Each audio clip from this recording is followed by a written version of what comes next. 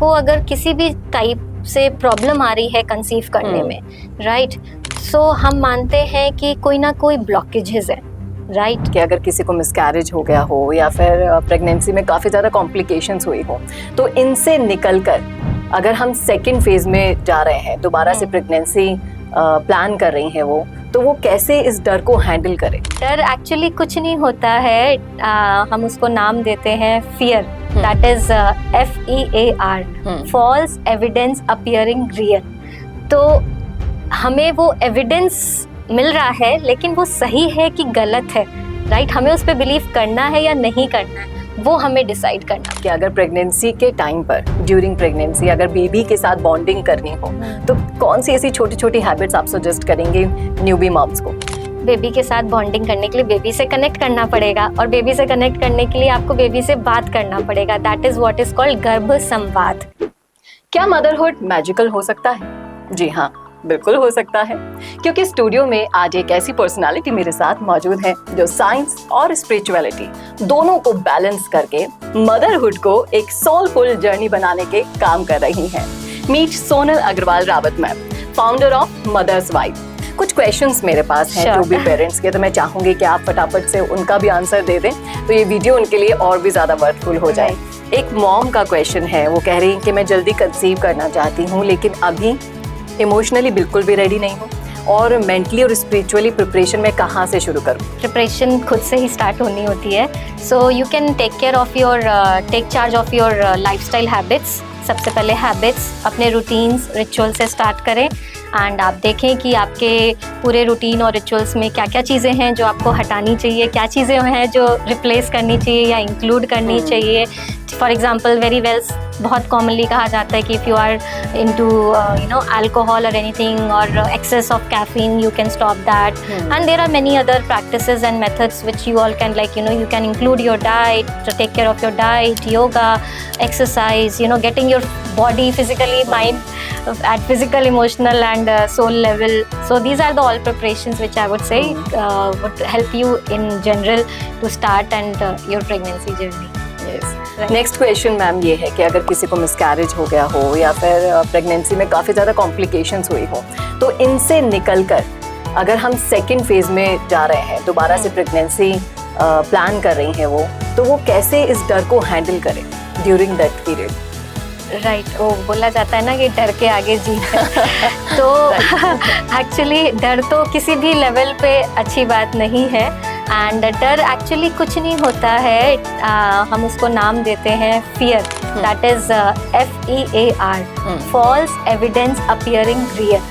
तो हमें वो एविडेंस मिल रहा है लेकिन वो सही है कि गलत है, राइट, हमें उस पर बिलीव करना है या नहीं करना है, वो हमें डिसाइड करना पड़ेगा। वो हमें हमारी विजडम, हमारे सेंटर्डनेस, हमारी जो विवेक है, वो हम डिसाइड करेगा कि वो है। अब अगर फॉर एग्जांपल आप कभी कुछ पास्ट में ऐसा हुआ है, उसका आपको डर सता रहा है, तो आप उसके लिए क्या कर सकते हैं, राइट? आपने अपनी डाइट का ध्यान रखा है, आपने पूरा मेडिकल चेकअप्स एंड डॉक्टर के साथ कंसल्ट किया हुआ है, so I don't think so you are not getting any other evidence, right? वो सिर्फ क्या है, आपके मन का वो है, तो वो हमें मन के ऊपर ही काबू पाना पड़ेगा through meditation, through being in mindful moment and training your own brain कि नहीं, this has happened in the past and that chapter is closed, and use some healing modalities or something to heal yourself and then step on to your next journey and do not let it affect the next the coming beautiful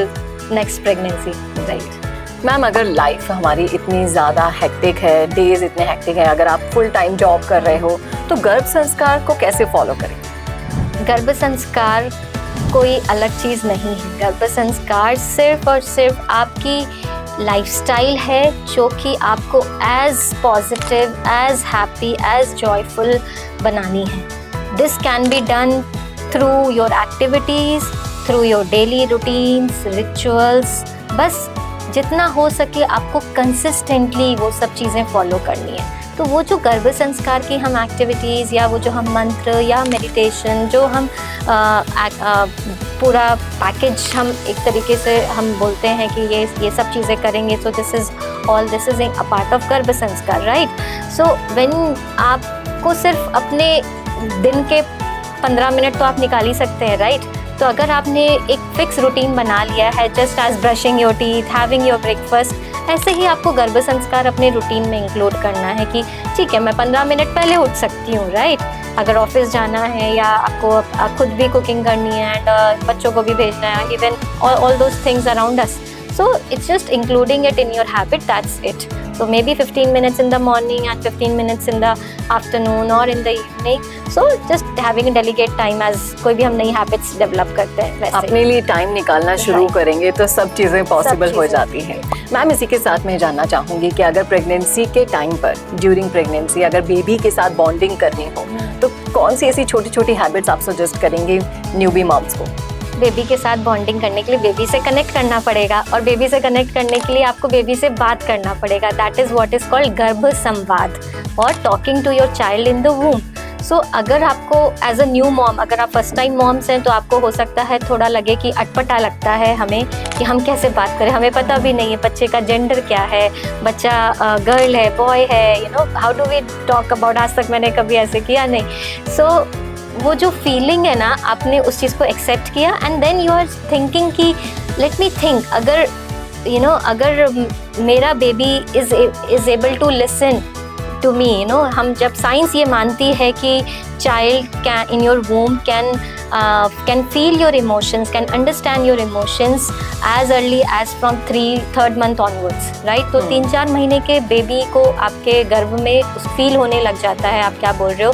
तो तभी से आपने अगर daily basis पे उससे बातें करना कि बेटा आज मैंने ये बनाया है, आज मैं बहुत खुश हूँ, या आज मैं उदास हूँ.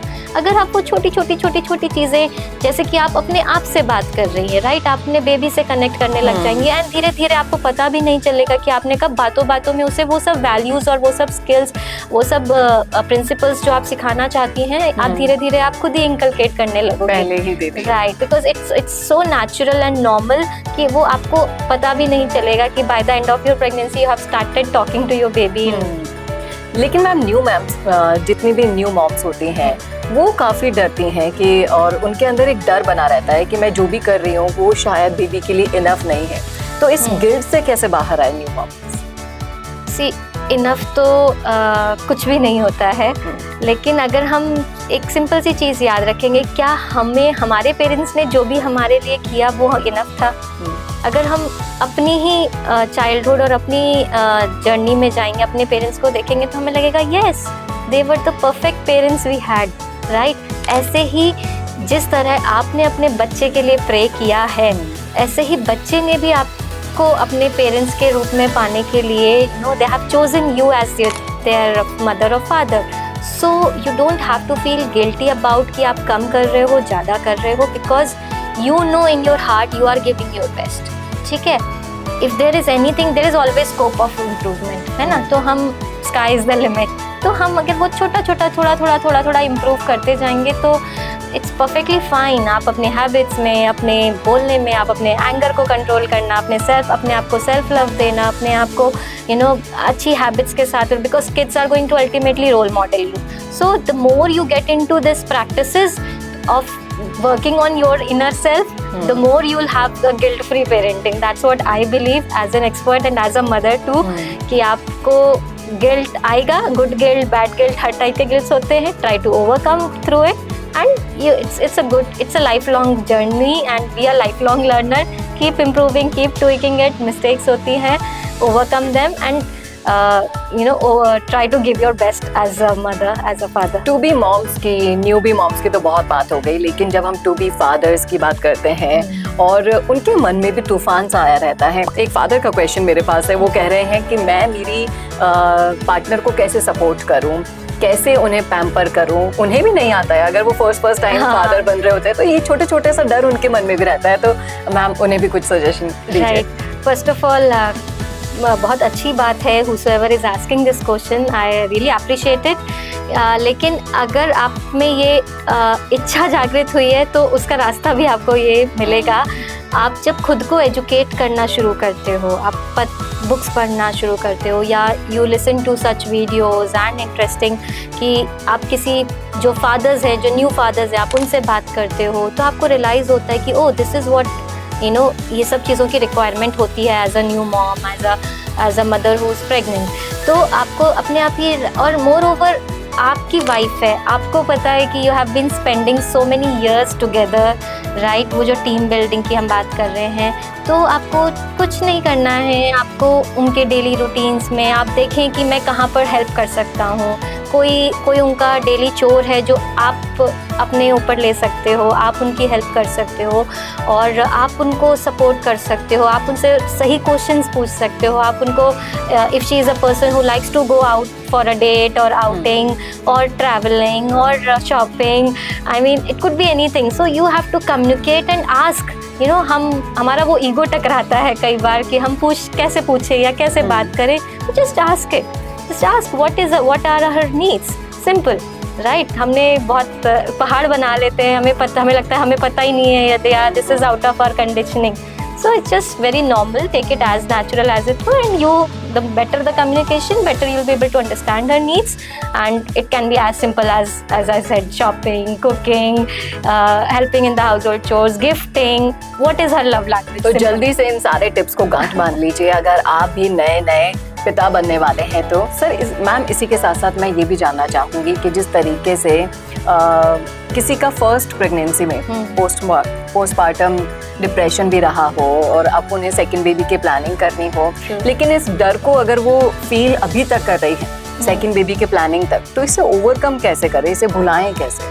पहली बात तो ये डर है ना, बहुत डीप होता है, आई नो, एंड उसके लिए आपको थोड़ा सा अपने आप को टाइम देना पड़ेगा। आप किसी हीलिंग मोडालिटीज़ को, अगर आपका you know it could be anything, कोई ब्रेथ वर्क, मेडिटेशन या इस टाइप की चीज़ें जिनसे आप खुद भी अपनी यू नो हमारे जो सोल की एग्जिस्टेंस है, इट इज सेड कि 7 प्लेन्स पे होती है। सो अगर आप हर प्लेन पे, सोल लेवल पे, बॉडी लेवल पे, फिजिकल लेवल पे, इमोशनल लेवल पे, तो उन सब चीज़ों को हमें थोड़ा हील करने की ज़रूरत है, which you can reach out to some healers या experts and coaches like us, and will definitely help you in that.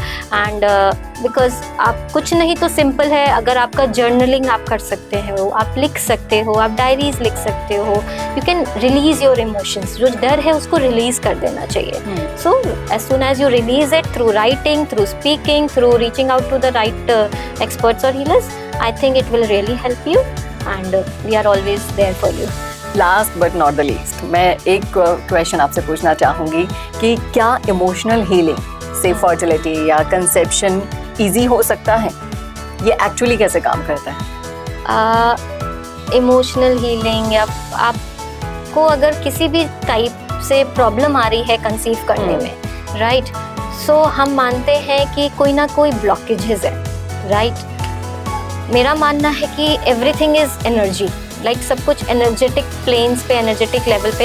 Yes, of course medical को हम थोड़ा सा साइड में रखते हैं। अगर हमें पता है कि everything is, I am assuming कि मेडिकली आपने डॉक्टर को दिखा लिया है, सारे चेकअप्स करा लिए हैं, सारे test are normal, and apart from that if you are still facing the problem in conceiving, medically सब कुछ सही होने के बाद, सो दैट मीन्स कि आपके के इमोशनल पार्ट पे, या फिर आपके स्ट्रेस लेवल्स, या फिर आपके खुद के आपने वो अपनी लाइफ को वो अटेंशन, वो माइंडफुलनेस के साथ, और वो आपने एक्सेप्ट नहीं किया है, यू नो, द प्रोसेस, या फिर जो ब्लॉकेजेस हैं एनर्जेटिक लेवल पे, through your routines and rituals आप ठीक कर सकते हैं। May be it can be meditation, exercise, yoga, journaling, or going through any you know healing courses or healing therapy sessions, जिसमें कि आपको लगे कि you know the way you more go deeper into all this, आपको realize होगा कि wow, I'm becoming a better version of myself,